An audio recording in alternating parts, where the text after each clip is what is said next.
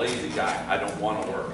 That's you touched on it yesterday. I've had many of the same problems. I'm sure Lauren and some of the smaller folks in our sport do. We worry about being able to generate good power because we're smaller. We don't have the muscle or whatever. And oftentimes, even though the power is there, you don't feel like or think that it's going to be there, but the physics works. right, exactly. Now, notice we weren't pounding away on the pedal, but you could feel when you're delivering power through it. As soon as you speed up to 100%, you're going to start losing that touch. You're just going to be going for sound, and you're not going to listening to your body feel when it's in a good aligned position. The other thing that I'm just about to start into, which is the posture. You all had good posture here. As soon as you start doing these things, yeah, posture goes out the window, and you no longer have that body alignment. So I wanted to talk a little about footwork and what is efficient foot movement.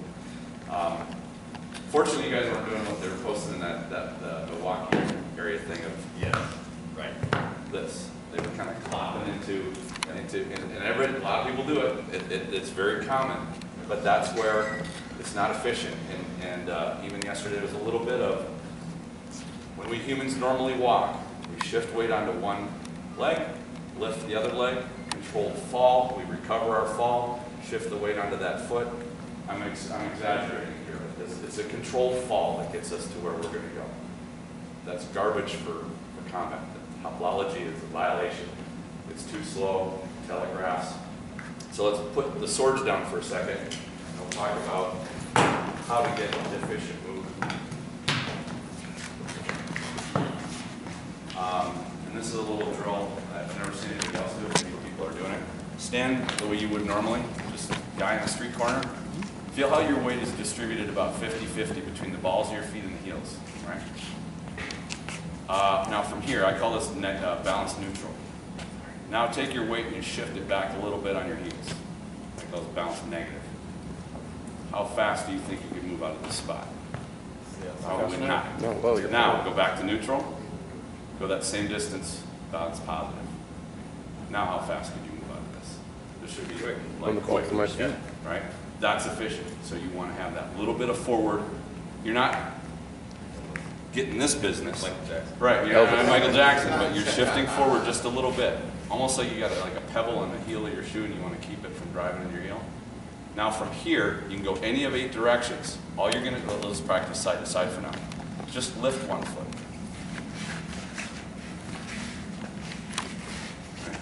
Notice it looks different than that, because that telegraphs for the shoulders. Watch my shoulders. Did you see that coming? That side step coming? What he was working everybody else over on yesterday was that. It's just a quick, just pick the foot up, like it's on a hot cat. You don't almost need to have to take your foot up off the ground. Yeah, and you're not. Yeah, you're just stopping resisting that pressure. Now, Bronis and Rongwalder do this all day long. And he talks about just pick up the foot. Now you take your stance.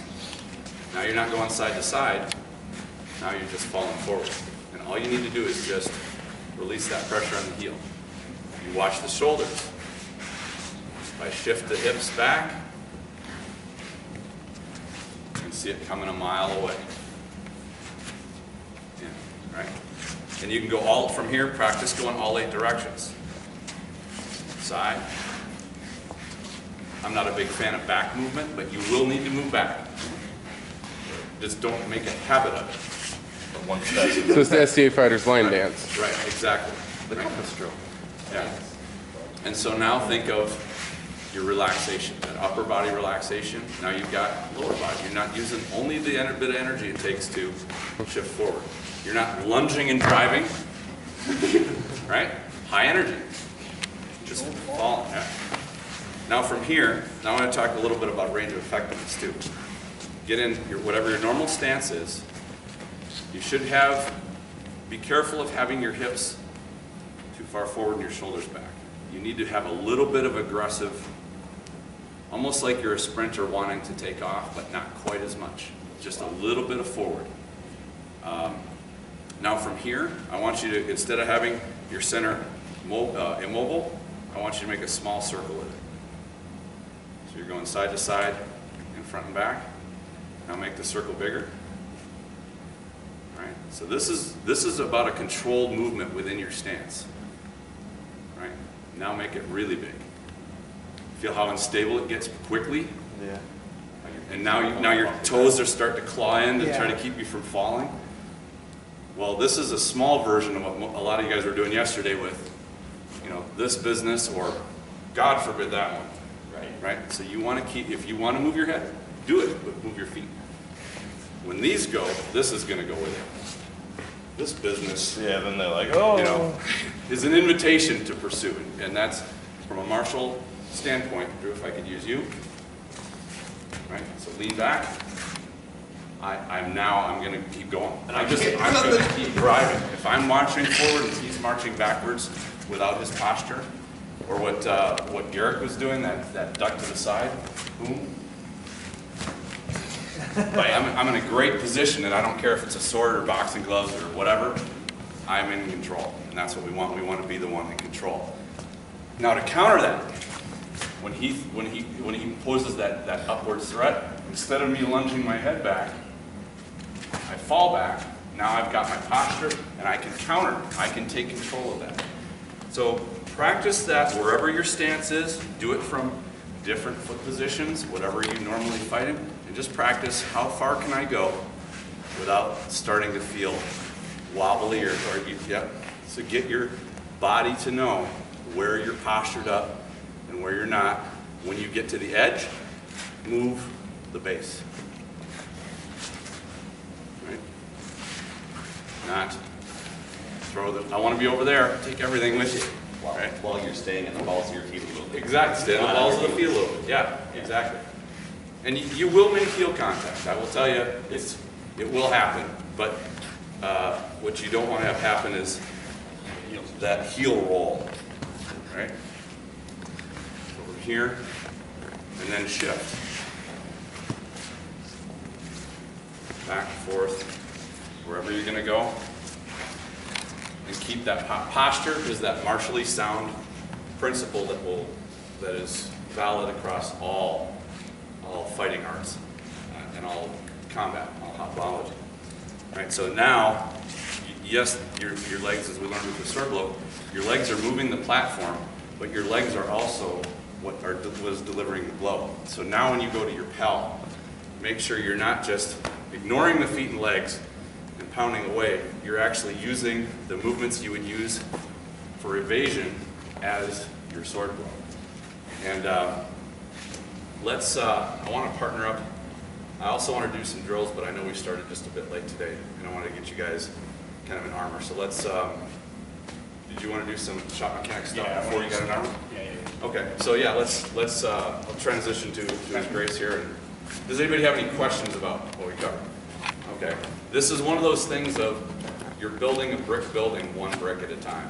You're not going to necessarily walk away and go, oh, I got 4, done, checked it off, right? But it's something you can build every time. And when we were watching the video last night, you guys are probably seeing yourselves like, wow, I'm way out of, I'm out of balance, or I'm tipped or something. And everybody will lose their posture or balance sooner or later. How quickly can you get it back, and can you keep yourself, lower the amount of times that you get out of balance? Keep it as much as you can, and if you do lose it, get it back quick, because then you can recover. So, All right, let's have you guys gather around the pel here.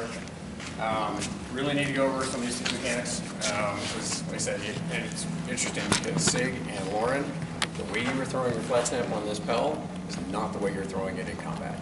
So I don't know there is a disconnect there for some reason, and it's probably performance based. It's performance anxiety, kind of. Like, you want to do it, but you're standing here on the pel, and both of you, Sig, especially yours, your flat snap was perfectly perpendicular to the target, and that's not what you're throwing in combat, right? So there's some basic principles of physics that we need to understand before that are all in conjunction with what I do. Okay. I know a lot of you guys fight the A-frame because it's the hot thing to do here in the mid-realm, and it's kind of taken on this thing where you almost kind of have to, which I don't necessarily subscribe to. I'm not going to come to Candlemas and go to the A-frame just because it's successful here. I'm, you know, my fighting style is mine, and it's successful everywhere I go, right? I mean, it's not like I'm going to come in and just blow the doors off and win the Bronze Invitation, but I'm going to compete in that list whenever that happens, right? And I'm not gonna change that, but it's what is being done here, and the hand position that you start from with that is out here, okay? Just from here, it is very, very difficult to get the mechanics to be able to deliver a telling blow from here, okay? If your stick doesn't clear your shoulder after that, if it's all just right here, you just cannot consistently and reliably, more than 40%, generate enough power, and also the angles are off, okay? So once you understand what I'm doing with my stick mechanics, we're gonna get it back to the shoulder, we're gonna get it back to very basic, fundamental mechanics, body mechanics. And once you understand that, then you can bring your hand out, right? Because this position out here, wherever it is away from your shoulder, is an evolution from right here, okay? Right, my hand's right above my chest, my elbow's in here, right? So once I understand the body mechanics here, then I can transition out. And actually, my sword position is usually right off to the side here, right? Not this, not out in front. So it's not really so different from what's going on with the A-frame, although the A-frame is more defensively oriented, right? But mine is off to the side. And as people throw at me, I do this dump block a lot, right? Where I just kind of cover off to the side. So I do use my sword to kind of accessorize, or auxiliary defense, if you will, right? So it is here, and the reason it is here is because it's easier to help with that defense, to shut things down, right? Having your sword on your shoulder really is, you are really susceptible to just pop in the face from the offside. Having your stick just right down here and your shield down here, yeah, you really are that open. What's going to happen as you get to doing the pel work, it's going to take you about 3 months of doing pel work 5 days a week before you're comfortable with these mechanics. And that means when you're going to practice and you got your stick on your shoulder, you're going to get hit a lot. And so the next 3 months, it's really going to suck, okay? But at the end of that 3 months, your body is going to begin to understand the mechanics enough that you can pull your stick off your shoulder a little bit to give yourself a little bit of extra defense. And every time you throw the shot, you're throwing with good, proper mechanics, right? That's one of the things that people don't understand about what Ramos is doing. He's not standing here like this and this, right? Yeah, he's got some big guns on his forearm, but there is a lot of mechanics. There are a lot of very small circles going on in that. The mechanics that is going on in the shots that he's throwing are astounding, but you can't see that, right? And nearly invisible. Yeah, yep. They are invisible, and it is a level of understanding that most people that are trying to do A-frame just have no comprehension of. So you get out here like this and you think you can just, right? And it just doesn't work like that. Not a stick rotation that's happening, it's the micro rotations too. It's not the big circles. Small circles always be big circles, right? So there is a lot of stick rotation that's going on there that you can't see. What I'm going to do is I'm going to show you where I get my stick rotation from back of the shoulder. And once you understand where that's coming from, you evolve out to the front, right? You don't start out here, you start back here, okay? So an object in motion tends to stay in motion, right? So we need to get the stick moving as efficiently as we possibly can. And this is some of what Tristan was talking about, how to get that going. He's talking about the end of it, I'm going to kind of talk about the beginning of it, right? And how we get the stick moving in the first place, okay? Just as it takes more electricity to turn on a light bulb than it does to leave it burning. It takes more gas to start a car than it does to leave it idling. For us, it takes more time to generate motion, to get the stick moving in the first place, than it does to complete the shot, right? So we need to do that as efficiently as possible. I do that. There's a lot of ways you can do that. Paul Bellatrix teaches the core back muscles, right? So what he does is he has the stick here, locks everything in here, he rotates at the back, right? And so if all this is solid and you rotate the back, your stick is moving, right? I do it at the hips. I do hip rotation, okay? I don't use my hips for power. I use my hips just to generate motion, okay? So if I'm standing here like this, and just with my sword on my shoulder, right? And all I'm gonna do, okay, first off, sorry, I gotta go back to stance. Okay, the stance that I'm looking at is, I'm gonna start with my feet shoulder width apart, comfortably standing, right? Then I'm gonna take a half step forward with my shield foot, so that the toe of my sword foot is lined up with the heel of my shield foot, okay? Now with that same kind of sync that Tristan was talking about, okay, I'm gonna drop my knees just a little bit. This is gonna put my weight on the balls of my feet. I'm looking for a 60-40 weight distribution. The front to back, 60% on the front foot, 40% on the back foot. And it is a front-back weight distribution. It's not a left-right weight distribution. You don't want to put you don't want to put it this way. And it's just bend in the knees, same thing he was talking about, just rotate that balance positive, right? So 60% on the back foot. What this does is this makes it so everything you're doing is driving forward. So you're more likely to strike at your opponent than you are to defend against him. Does that make sense? So what this does, if I stand here like this is where my hip alignment is, right? With my sword here, okay? So standing shoulder width apart, I am square across my hips. As I take this step forward, there's a little bit, you see how it's just off just a little bit? And as I drop my knees, what happens if you think about, okay, Lauren, here's a little different because your hips don't work the same way that ours work, okay? Because you're ready to go. So what I envision happening is this is my hips, right? And as I take that step forward, I get this. So this side of the hip is farther back from this side of the hip, right? As I sink down and I adjust my weight, the pelvic bone rotates this way, just like that. And so it gets cocked, right? You're cocking a hammer on a gun, right? You pull that back, it's spring loaded. Now it takes more energy to keep it where it is than to release it. And when you release it, it releases with explosive power, right? So the amount of rotation that I'm doing from here, okay? A lot of times when I talk about hip rotation, a lot of what I get is shoulder rotation, right? I'm not rotating the shoulder, I'm rotating the hip. And the amount of hip rotation that I'm getting is enough to make my hips square across the front again.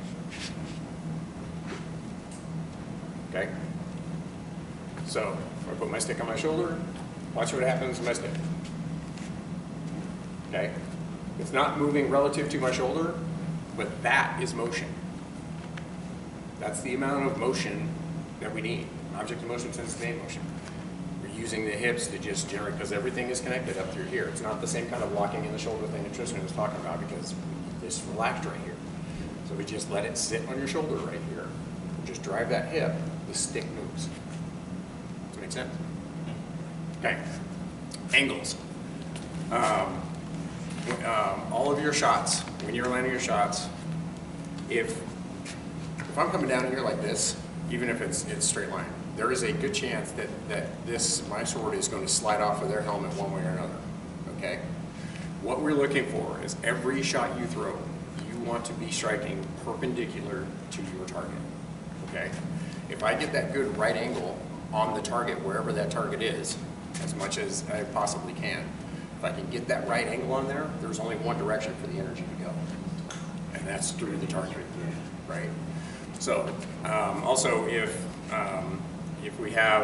you have corner of a shield here and you're getting this, and I'm seeing a lot of this, you're seeing a lot of this downward angle like this, right? If the shield is right there, you can't cut through that, okay? If you match the edge of your sword, somebody grab a shield. See, have you seen Killian's shield? It looks like people have tried. Things they cut through. Okay. Okay, just step back here. Okay. If I can match the edge of my blade with the edge of his shield, and his shield is not over his head, that's going through, right? Wherever it's going to be, I actually get a lot of. I can match that shield edge even if I need to. If I can get this, right? There are a number of ways you can do that. And actually, sometimes I can match this angle, right? If I get that right leg lead, not in the cup, but we can go ahead and right leg lead, right? So from here, especially if I'm off on the center line here, if I can match matching my blade with the edge of his shield going in there. I'm not trying to cut down through this. I'm just matching that there, right?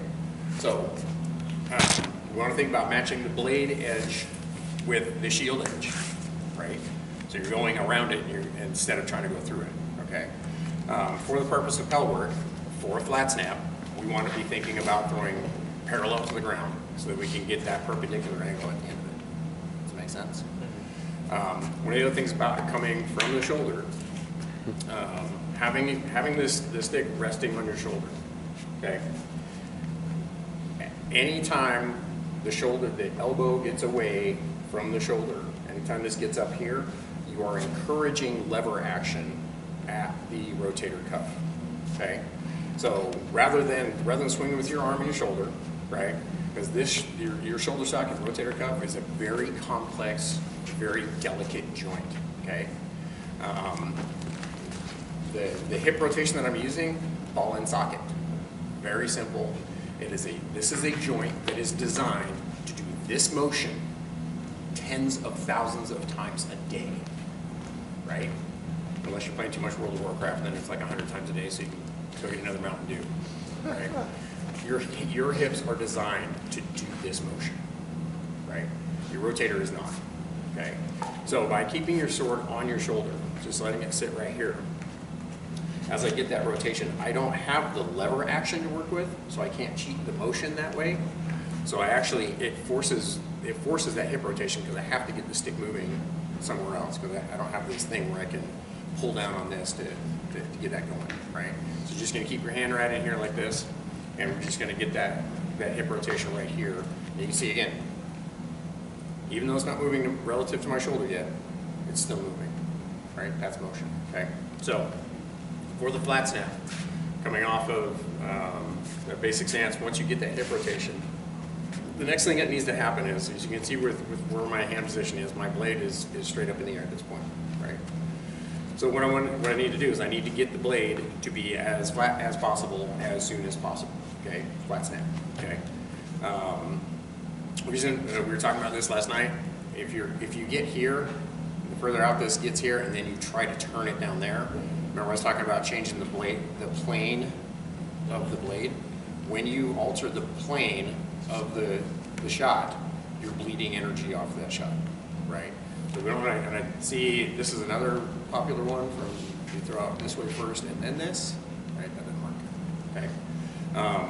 One thing to keep in mind is as I'm starting this rotation, I'm keeping my hand in by my chest, okay? If you're holding a gallon jug of water, right? You can hold it right here all day long. The further away your hand gets from your body, the heavier the object becomes on the other end. It's an arm and moment thing, right? So by keeping my hand in tight to my chest, I'm letting the tip go out. And what this is doing is all of the energy of the stick is going out to the end, right? So all the energy is already out here to begin with, and I have control over it because my hand is closer to my body. Does that make sense? So you want to be thinking about what part of the stick has the energy, okay? So as I start that hip rotation and get that motion, the next thing I'm going to do is I'm just going to I'm just rolling my wrist so that my wrist rolls off my shoulder. Can everybody do that? Can you just do this motion right here, right? Because I know there are some folks that have injury or whatever that can't quite do it, okay? So as I start that hip rotation, my blade is flat almost before it leaves the shoulder. And actually, part of it is as I start, it rolls off the shoulder. It rolls too flat before it comes off the shoulder, right? And then I'm going to let the tip go out, come around here. So at this point here, where my blade is parallel to my chest, right? Starting with this motion right here, all of the energy that you need to deliver a telling blow is present at this point, right? So now it's a matter of where you're going to put it, right? So what you get from this is every shot that I have that goes shield side starts off exactly the same way. They all look exactly the same. So to this point right here, it could be at least 4 different shots. Quad snap, leg snap, head wrap, leg wrap, right? Everything is exactly the same at this point. And then it's a matter of just driving it down there. And that's where you get into some of the stuff that he was talking about. So all of this is just this rotation, getting it good parallel to the ground, right? Getting good angles. And the thing is, it's the angle, well, it's all of it, but the angle among many other things. Any variation you have off of a perpendicular line is going to reduce the energy transfer as it hits. Does that make sense? Any questions so far? Okay. What I'm going to do is have you guys pair up and review, just do 10 each, 10 flat snaps each with each other. So just grab your stick,